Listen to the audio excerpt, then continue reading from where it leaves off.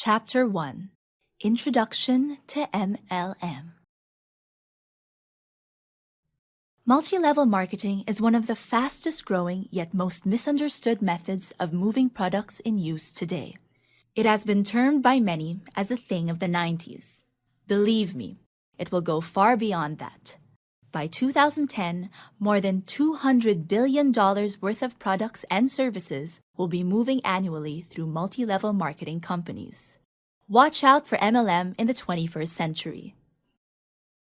The purpose of this module is to convey to you, the reader, through illustrations and examples, just what multi-level marketing is and what it is not. We will also show you how you can effectively, I repeat, effectively explain multi-level marketing to others. This module should be treated as a training manual. It is intended to be used as a tool to help you train the people in your organization.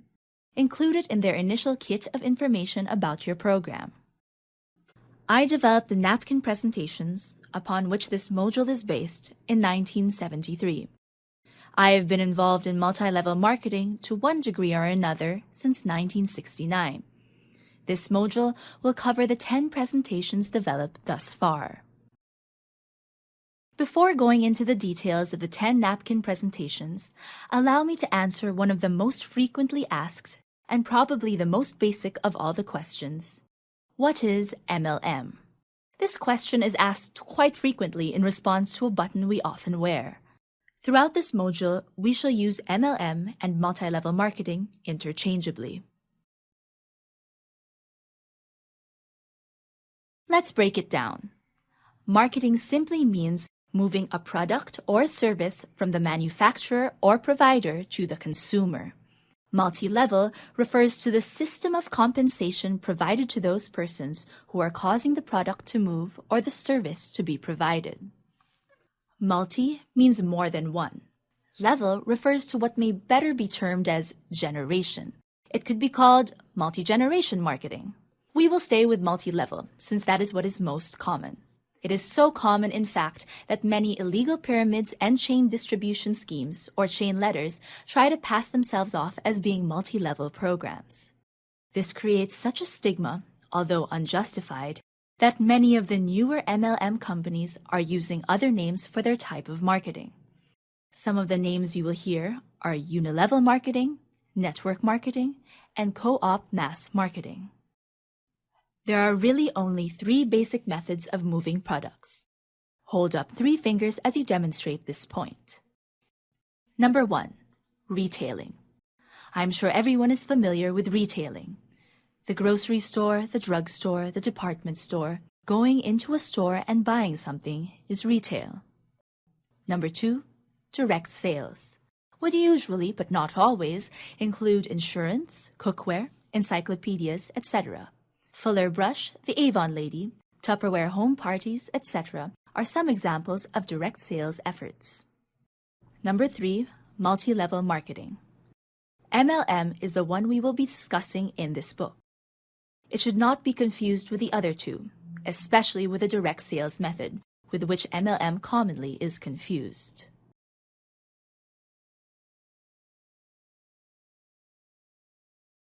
A 4th type of marketing that is sometimes added to the list, hold up the 4th finger, is mail order. Mail order can be an MLM type, but most generally is included in the direct sales category.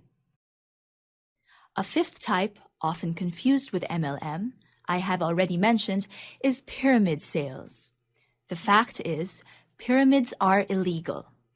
One of the main reasons they are illegal is their failure to move a product or to provide a valid service. If a product doesn't move, how can you even call it marketing, let alone multi-level marketing? Multi-level they may be, but marketing they are not. Most objections that people have about getting into multi-level marketing are due to not realizing the differences between MLM and the direct sales methods of marketing. This confusion is understandable because most reputable MLM companies belong to the Direct Selling Association. You have been conditioned, Perhaps to think of them as door-to-door direct sales programs because your first encounter with them was when a distributor knocked on your door to sell you something. There are some features that differentiate MLM from retail and direct sales companies. One very significant difference is that in MLM, you are in business for yourself, but not by yourself. By being in business for yourself, whether or not, but especially if you are operating out of your home, you may be entitled to some substantial tax breaks. We won't get into tax advantages in this module. Most people can get that information from their accountant or from the many books that have been written on the subject. Being in business for yourself, you are buying the products wholesale from the company you are representing.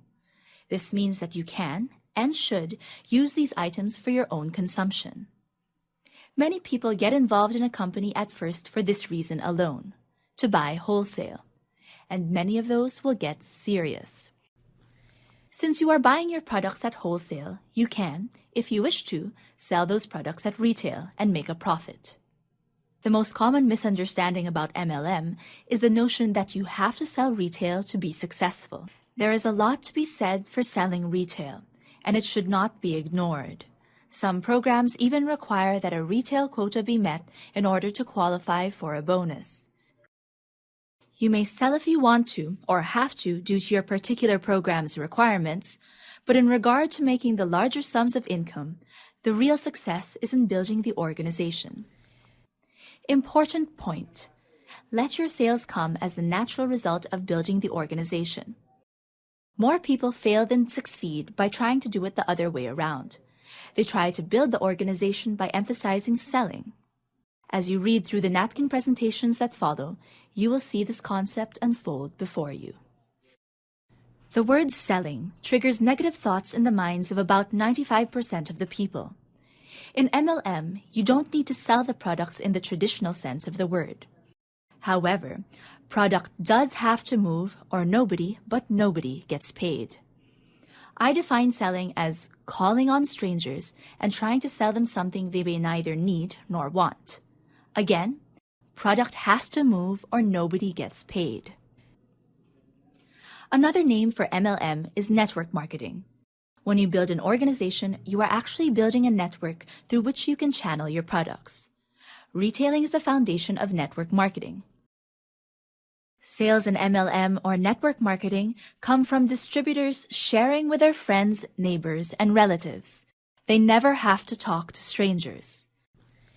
To build a large, successful business, you need a balance. You need to sponsor and teach MLM. And in the process of doing this, you can build a customer base by retailing to your friends, neighbors, and relatives. Don't try to sell the world on your program yourself. Remember that network marketing, or MLM, is building an organization in which a lot of distributors retail a little. This is far better than a few trying to do it all. With virtually all MLM companies, the need to spend large sums of money on advertising is non-existent. Advertising is done almost exclusively by word of mouth. For this reason, they have more money to put into product development. As a result, they usually have a higher quality product than their counterpart found in retail stores.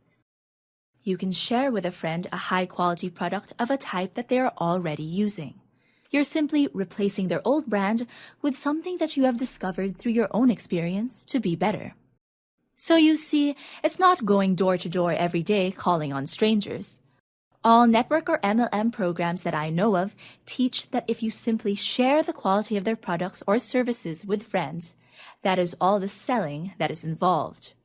I prefer to call it sharing because that's what it is.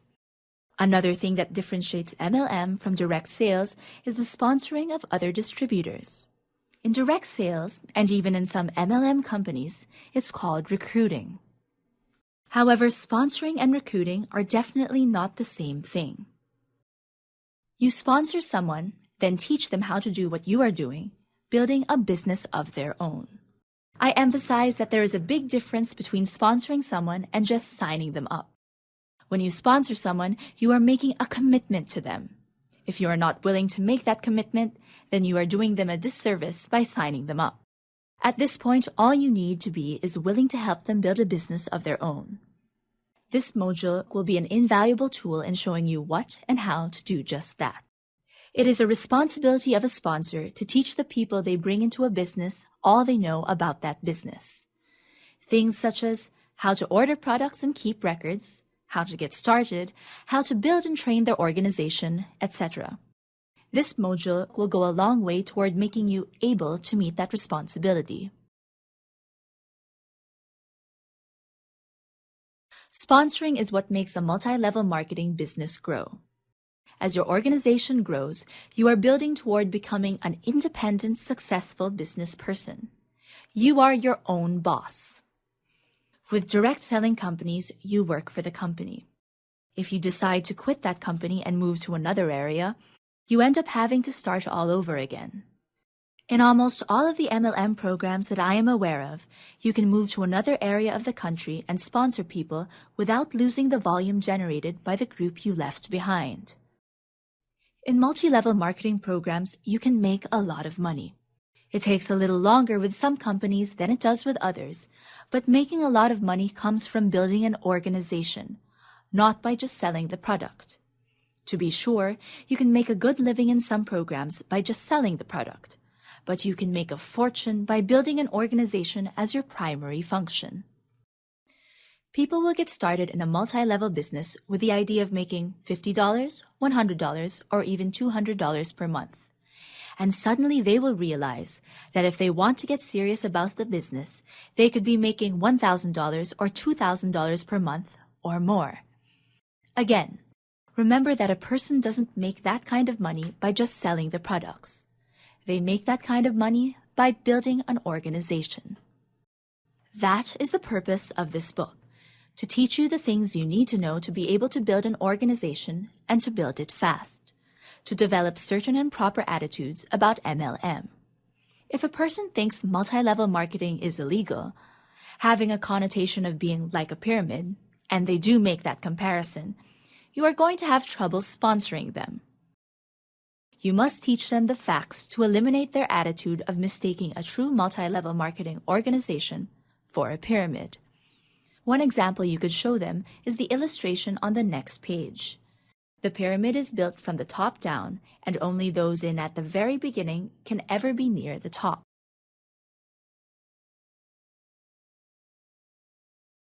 In the MLM triangle, everybody starts at the bottom and has the opportunity to build a large organization.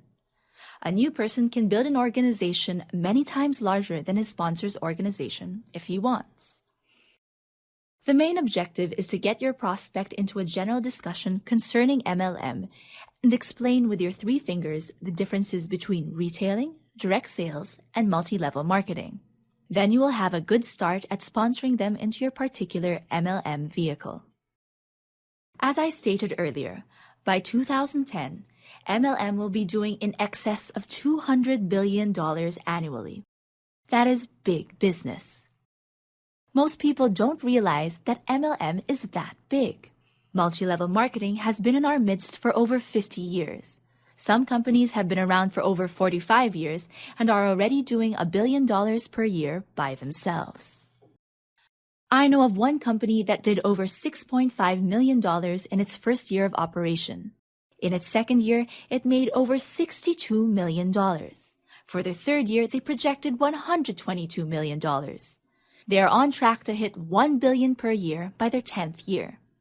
The principles expounded in this module will make that goal reachable. That's a pretty fast start in anybody's league. Multi-level marketing is one of the viable ways for an inventor or manufacturer to put a new product on the market without having $1 million and without having to totally give up their product to someone else.